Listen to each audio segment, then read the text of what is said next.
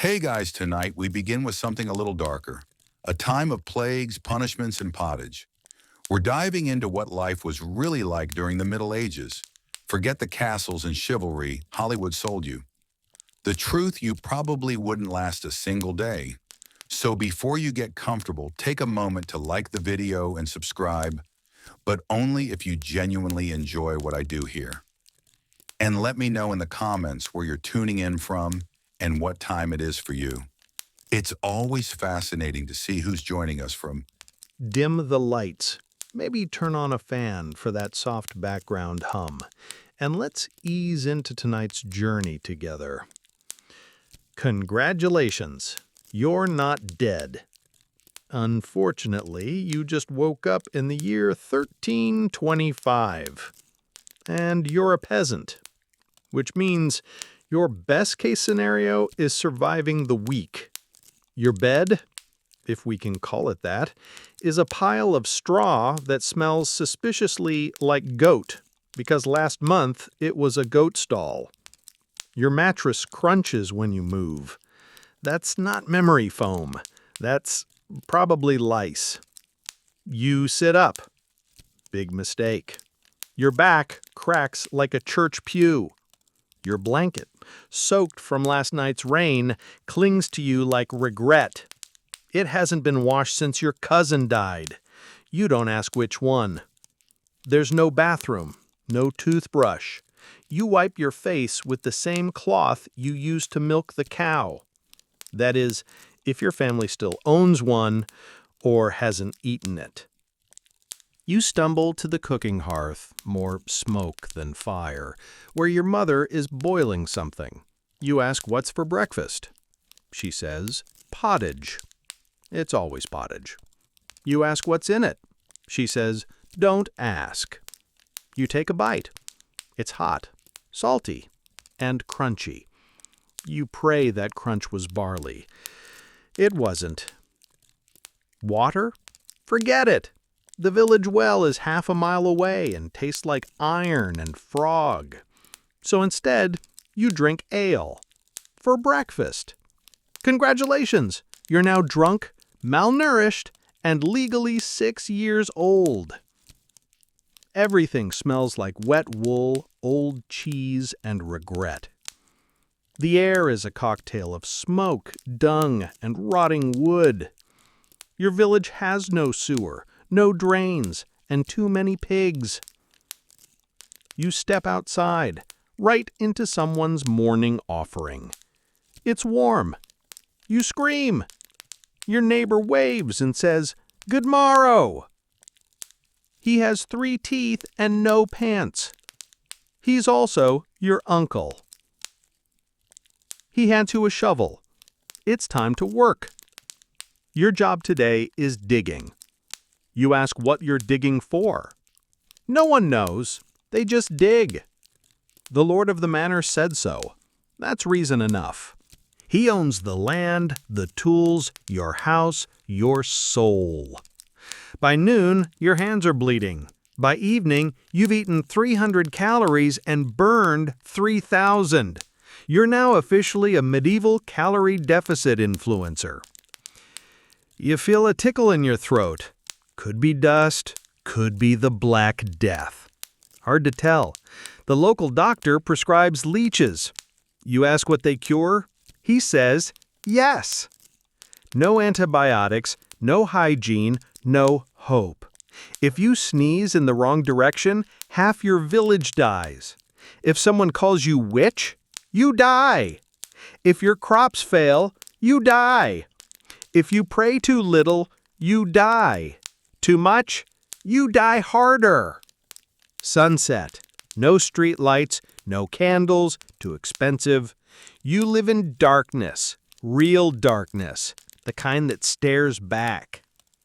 You hear wolves howling, or are those thieves? Or worse, monks. He owns the land, the tools, your house, your soul. By noon, your hands are bleeding. By evening, you've eaten 300 calories and burned 3,000. You're now officially a medieval calorie deficit influencer. You feel a tickle in your throat. Could be dust. Could be the Black Death. Hard to tell. The local doctor prescribes leeches. You ask what they cure? He says yes. No antibiotics, no hygiene, no hope. If you sneeze in the wrong direction, half your village dies. If someone calls you witch, you die. If your crops fail, you die. If you pray too little, you die. Too much, you die harder. Sunset. No streetlights, no candles, too expensive. You live in darkness, real darkness, the kind that stares back. You hear wolves howling, or those thieves, or worse, monks. You lie back down. The straw pokes your ribs. Something bites your leg. You don't look. You close your eyes and whisper a prayer. But prayers don't work in 1325. Only suffering does. You're 23 years old. That makes you ancient. Your teeth are gone. Your bones hurt. Your skin is leather. Your friend just died from a splinter, your cousin from diarrhea. The local priest tells you this is all part of God's plan. You nod. You believe him. Because doubting the church is heresy, and heretics get burned, slowly, publicly, with a band playing. You wanted to visit the past, didn't you? To unplug, to live simply. Well, here it is. No Wi-Fi, no showers, no mercy. Just suffering, superstition, and soup. Lots of soup. And fleas. If you're still alive tomorrow, congrats! You've just unlocked Day 2 of Medieval Hell Mode. But don't celebrate, because in 1325, joy is illegal. You wake up again, against all odds. You're not sure if you're alive or just cursed to suffer endlessly. Your village has a social scene, but it consists of 3 things: chores, gossip, and watching someone get punished. Today, it's a guy named Tom. He stole a chicken. The punishment? Public humiliation. Stocks. He's been in there since dawn, and the kids are using him as a target. Not with rocks, with cabbages. Rotting ones. You're laughing until you remember Tom is your cousin. Also, you ate that chicken. You see a girl. She's around your age, maybe 14. That's not weird here. That's prime marriage age. You try to flirt. You smile. She spits on the ground and says you smell like a dying ox. She's not wrong. Her father walks over. You think he's going to kill you. Instead, he offers you a deal. 3 goats and a chicken, and you can marry her. You own none of those things. So you're still single and smell like an ox. The lord of the manor rides by. Everyone bows. You hesitate. Bad move. You're smacked in the head by his servant. He calls you swine. That's an upgrade from yesterday. The lord's wearing silk. You're wearing your dad's stitched-up burial rags. But don't worry, your taxes are due today. Yes, you pay the man who owns everything. And if you can't pay, they take your ox, or your daughter, or your left hand. Sometimes all 3. Rumors are spreading. The next village is preparing for war. Why? No one knows. It might be over land, or honor, or someone slept with someone else's goat again. You have no armor, no training, no choice. If your lord says fight, you fight. With a stick. Against people with swords. Congratulations, You've now become cannon fodder. Except cannons don't exist yet. You have a headache. The village wise woman gives you a remedy. It's boiled moss, powdered bone, and a prayer to the moon. You ask if that works. She says, sometimes. Then she lights sage and screams into a goat skull. You ask the local monk about astronomy. He tells you the earth is the center of the universe and the sun is a lamp. You mention gravity. He burns your drawings. Your neighbor knocks. His house is on fire. Your house is connected to his. And remember, all houses are made of wood. You try to throw water on it, but the bucket is missing. Your cousin used it as a toilet. The fire spreads. Within minutes, half the village is up in smoke. The local priest says it's God's punishment. You say it was your idiot cousin's chamber pot. He calls that heresy. You're now on a list. You walk into the church. Everyone's there, because if you're not, you're suspicious. You sit on a wooden bench made for pain. The priest is yelling about temptation. You have no idea what temptation is, but now you feel guilty. They pass around a donation box. You drop in your last coin. Later, you see the priest riding a horse you can't afford. God works in mysterious and expensive ways. Night falls again. Someone in the village claims they saw a witch. She had long hair and read a book once. So clearly, evil. They form a mob. The solution? Trial by water. If she floats, she's a witch. If she drowns, she's innocent. You watch as they toss a terrified woman into a river. You ask, wait, what if she just knows how to swim? The answer? You're next. It's been 48 hours. You've been starved, cursed, mocked, burned, taxed, humiliated, and possibly infected. And yet, you're still alive. Which means it's time for the next level of suffering, because in 1325, the only thing worse than death is surviving. You haven't slept. Not really. There's no silence in 1325. Someone's always coughing, screaming, or giving birth in a room nearby. You're not sure if you're awake or hallucinating. Your neighbor swears she saw a demon in her fireplace. You nod and pretend to care, but you start checking your own fireplace every hour, just in case. You haven't eaten in a day and a half. The stew pot has grass in it, and something that might be rat? You don't ask. You choose slowly. Each bite is a gamble. Will it feed you or end you? You hear a rumor the monastery has bread. You walk 8 miles barefoot only to find, yes, they have bread, but you must confess your sins before eating. You confess everything, even stuff you haven't done yet. You try to remember your mother's face. You can't.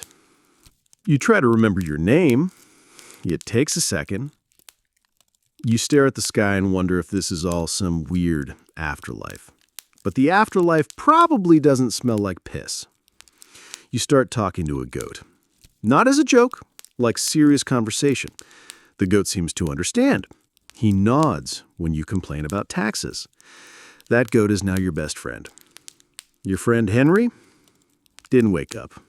No one cries. There's no time.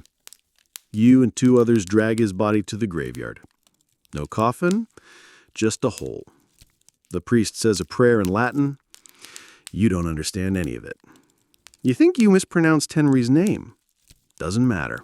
Henry's gone. You're next. Someone in the village is selling amulets against plague.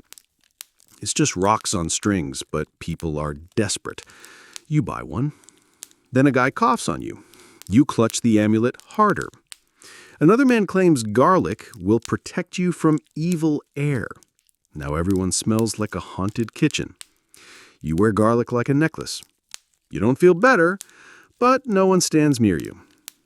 A kid says you whispered to the devil. You were literally talking to your goat. Doesn't matter. The village elders call a meeting. You're brought forward for questioning. You try to explain. They don't believe you. You're told to sleep outside the village until further notice, which is medieval code for you're on thin ice, buddy. Your tooth hurts. Bad. There's no dentist, only a guy named Elric with a hammer and a bottle of wine. He smiles with all 4 of his teeth. You don't smile back. Elric holds you down. You scream. He swings.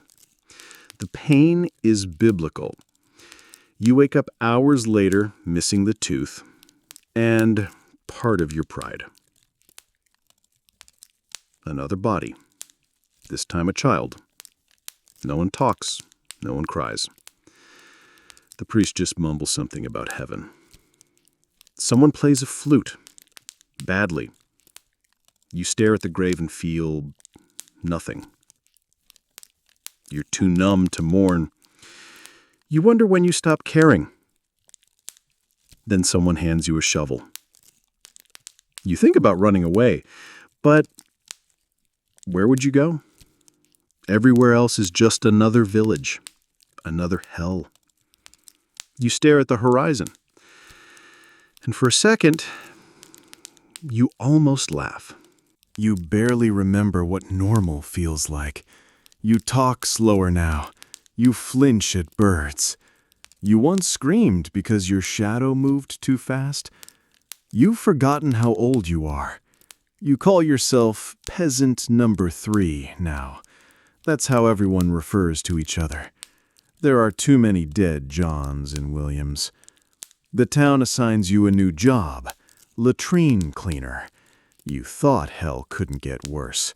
Turns out it smells worse too. Your only tool is a stick. You're paid with blessings, and you still have to share your stew. The Lord's Son is getting married. You're told to celebrate. There's ale, there's bread. There's also a man fighting a chicken for entertainment. You drink too much. You say something dumb to a noblewoman. You wake up tied to a fence. There's a sign that says, "Idiot." Everyone laughs. You laugh too, but you don't know why. You cross paths with an old woman in the woods. She whispers something, spits on the ground, then vanishes. A child nearby says she cursed you. For 3 days, you think you're dying. You sneeze and assume your soul is escaping. You tie garlic to your feet and stop sleeping. Then, nothing happens. You're fine. The curse was probably just indigestion. A noble drops his glove in front of you. He looks at you. This is a test. If you pick it up, you might be showing respect or claiming a duel. You panic, you pretend to faint. Later, someone tells you the noble found it funny. He spares you. But now people call you Sir Faints-a-Lot. You're forced to attend a public execution. The accused stole a turnip. You watch as the blade falls. Someone claps. You feel sick, not from the death, but from how normal it felt. You realize you've stopped being shocked by violence. A new sickness appears. It starts with spots, then boils, then silence. People start vanishing from their huts. You sleep outside now, even in the cold. You chew bark. You drink boiled moss. You trust nothing, not even your goat anymore. You look into a puddle. Your reflection looks unfamiliar. Is that dirt, or is your face just changing? You wave to a stranger. They don't see you. You begin to wonder, did you die weeks ago and no one noticed? The town is building a wall to keep the bad things out. You're forced to help. You lay bricks in silence. And as the sun sets behind the wall, you wonder if it's really to keep things out or to trap you in. Is it summer or just less cold? The sun rises, then it sets. You don't count days anymore. You count how many teeth you still have. It's down to 7. You name each one. Tooth number 4 is your favorite. He's a survivor. The village priest stops preaching about God. He starts preaching about the worm beneath.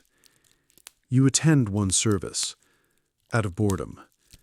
He holds up a turnip and says, "This is sacred." Everyone bows. You do too, just in case. You've seen what happens to non-believers. They get eaten by rats, or worse, by blister. You start seeing eyes in the woods, not animal eyes, judging eyes. They never blink. They wait. You tell the priest. He says, "That means it's working." You ask what it is. He smiles. You stop asking questions. You're assigned to help construct a strange structure outside the village. Nobody tells you what it is. It has spikes and holes and smells like onions. You ask what it's for. Someone says, "To keep the sky in." You nod, as if that makes sense. You hammer another board in. Your back refuses to bend. Your knees audibly crunch. You get winded peeling a carrot. You pass out in a cabbage patch. You wake up to someone drawing a map on your face. They think your wrinkles form constellations. A tattered scroll is nailed to the village gate. It says only, "They are coming." You ask who. No one answers, but everyone sharpens their spoons. You sharpen yours too, just in case. You fall into a hole. Nobody helps you out. Instead, they hand you a note. It says, "Now you live here." You build furniture in the pit. A bed made of moss. A window made of hope, which cracks daily. You stop fearing the rats. They bring you breadcrumbs. You share stories with them. You begin to understand their language. You realize they've always been smarter than you. And now, you are one of them.